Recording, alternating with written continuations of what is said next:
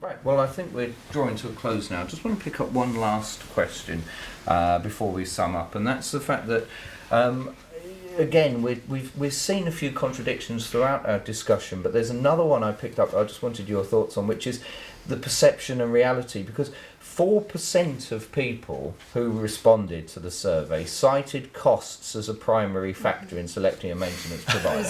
96% therefore aren't citing costs as a maintenance provider, and this clanging contradiction has been going in my ear. Well, what are your thoughts on that?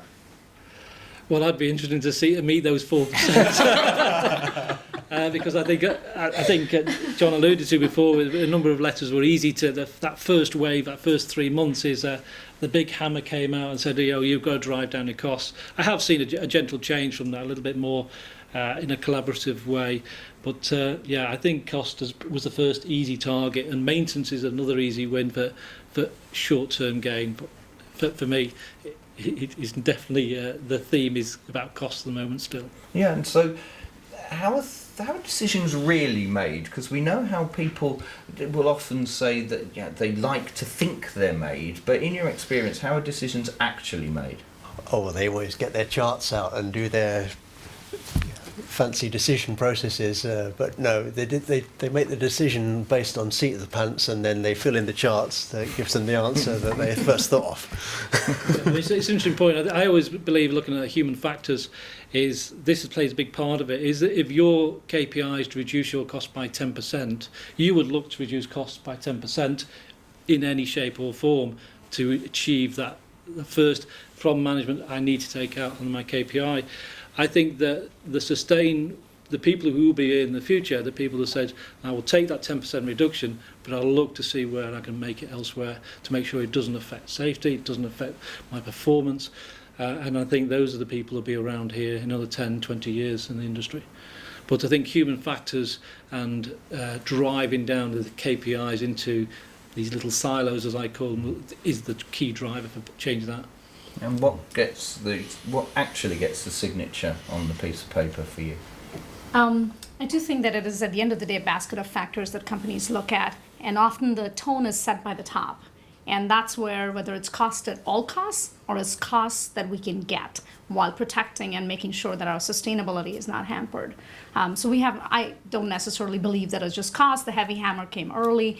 You saw a differentiated approach depending on who the ultimate customer was. And typically the responsible operators, the ultimate customer for all of us, did take very, I would say, well thought out decisions, and they did squeeze where they could squeeze, and they didn't necessarily squeeze as hard where they knew it was going to be compromising their project and the viability of the project.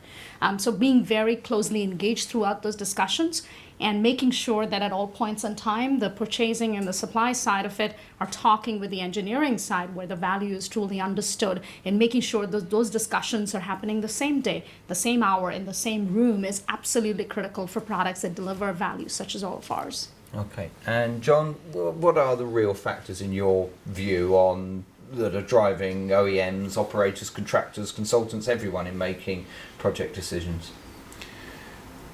Back to the survey, I think there's a big element of certainly our level in the value chain and the stage of the project, very much into project execution for the contractors and the operators.